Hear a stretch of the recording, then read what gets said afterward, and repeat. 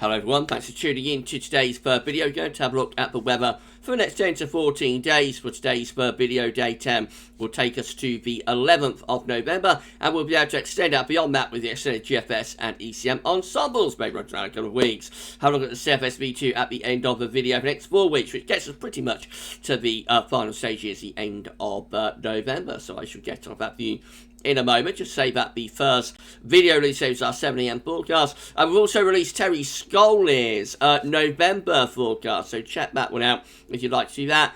And yeah, we've got part 2 of the Night Winter 2021-2022 update coming up for you at 6 PM this evening. So it's a busy day at GavsWeatherVids. It's 4 uploads. I hope you're enjoying the content. Please smash the like button if you are. Thank you so much, everybody, for doing that. Right, I've got to say thank you so much to our latest channel member. So we picked up a new channel member. So thank you so much to Robert Brooks. Thank you so much to Robert for becoming a channel member for GavsWeatherVids. It's incredible. Thank you so much, Robert, for doing that. We've got over 60 channel members at the moment. So thank you so much to all of you for the generosity and the kindness as well. Thank you so much to all our channel members, all of our patrons, all of our PayPal donors, you know, however you support GavsWeatherVids. Just a big thank you to all of you, and special thank you to Robert Brooks, of course, for becoming our latest channel member. If you'd like to become a channel member for GavsWeatherVids, all you need to do is come to the YouTube homepage, click the join button.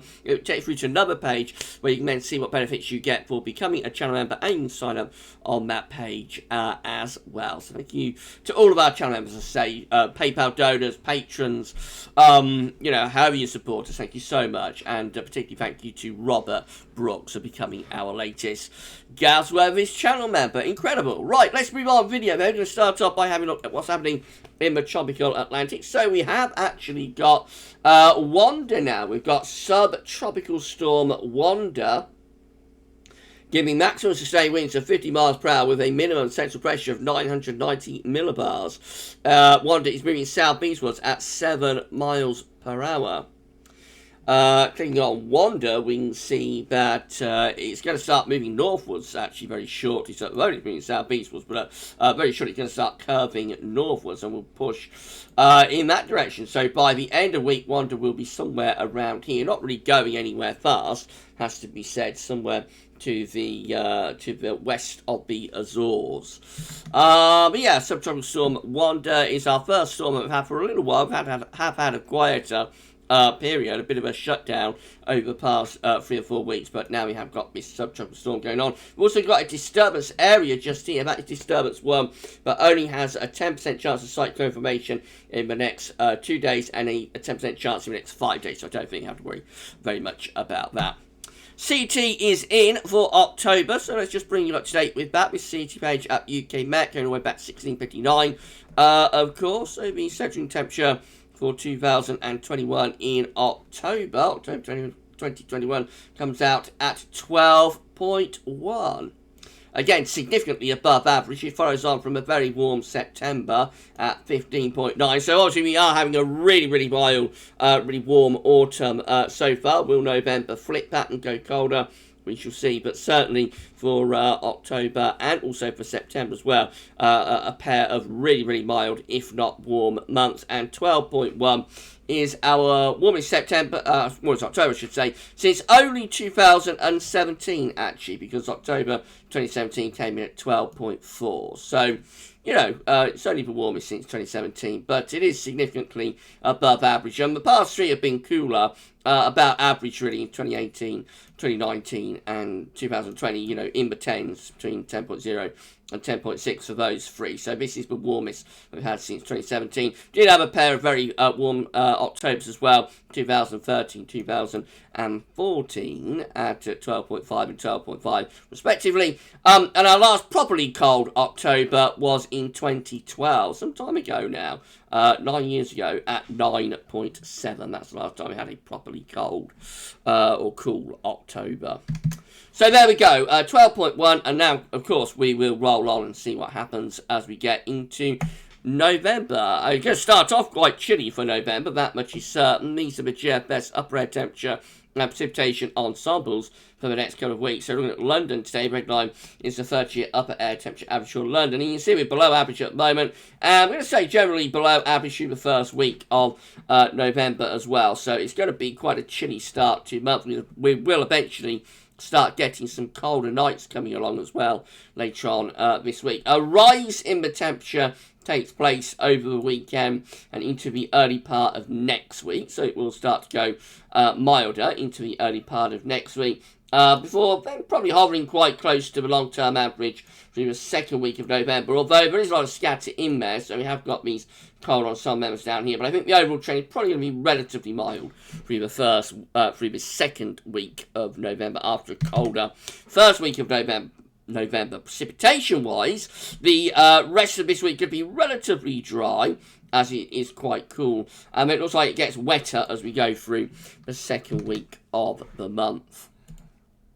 Temperature anomalies from the 1st to the 9th of November around to slightly below average. This is definitely a cooler week coming up than we've had for a little while, because we've been running very, very warm, as I say, from September and October. So this is a rather cooler week coming up. Not particularly cold, but it is rather cooler from the 1st to the 9th of November. Precipitation-wise, more or less on the dry and outside, particularly so for England and Wales and Ireland from the burst to the 9th of November. A little bit wetter in the far northwest of Scotland. Latest weather map from earthnullschool.net shows that low pressure is sitting to the east of Scotland.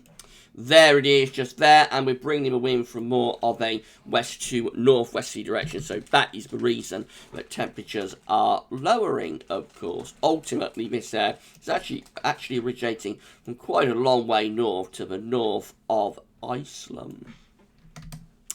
Right, so let's start going through the charts then. This is how the UK Met Euro is looking for midnight on Thursday, bringing in a northeasterly type wind, so quite cold as we go into the middle part of the week with high pressure to our west. Moving on to the end of the week, that high pressure slips southwards and we allow milder air to push in from the west, but we will bring outbreaks of rain back to northern and western Scotland. Sunday through to Monday, just generally looking quite mild. Winds in from the west-southwest as we get to day 8, Monday the 8th of November. So, yeah, pretty mild with winds in from west-southwest. Will turn increasingly wet and windy probably to the north and west of Scotland. That's as far as we go with the UK Met. Let's have a look at the GFS midnight run. Then winds in from the north to northeast on Thursday. Will be quite cold, could be some overnight frost, and then high pressure topples in across the country on Friday, bonfire night of course. Could be quite cold for England and Wales, still a little bit milder for Scotland. Again, through the weekend, we find that high pressure slipping away, low pressure coming in off the Atlantic. That will bring milder air, but also outbreaks of rain over the weekend. And then on into the early part of next week, increasingly unsettled, really, with this deep area of low pressure push across Scotland. That could bring some gale force winds. Cold front sweeping through as well. That bring heavy rain with it. And then a rather cooler or colder northwesterly push of winds. Day 10 with the GFS midnight run finds us in a colder northwesterly. So, a little bit showery, a little bit on the cold side there. Heading into the extended range, we get another push from the southwest, so very much alternating the air masses. Again, with some days quite mild with southwest winds, some days colder with northwesterlies, all the time though driving in from off the Atlantic, it must be said.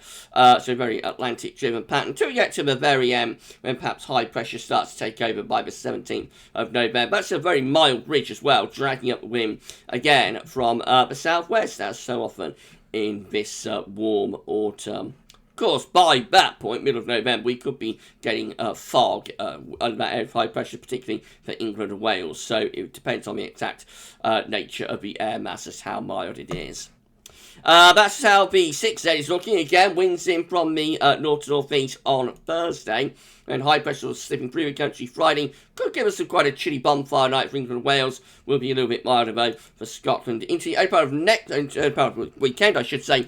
High pressure breaks down, turns increasingly unsettled through the weekend. Mild, wet and windy. And into the early part of next week, that mild, wet and windy weather is set to continue. Running up towards day 10, looking quite stormy with this deep low low bands sweeping in of the Atlantic. That brings strong winds and outbreaks of rain. Could be gale force winds in the north and in the west with that particular area of low pressure. And then by, or just beyond day 10, that low pressure gets out of the way, moves into the North Sea, and high pressure builds behind it. We pull in a colder northerly wind, so quite stormy there. Just before day 10, just after day 10, low pressure clearing away, winds are going into the north. It's becoming colder.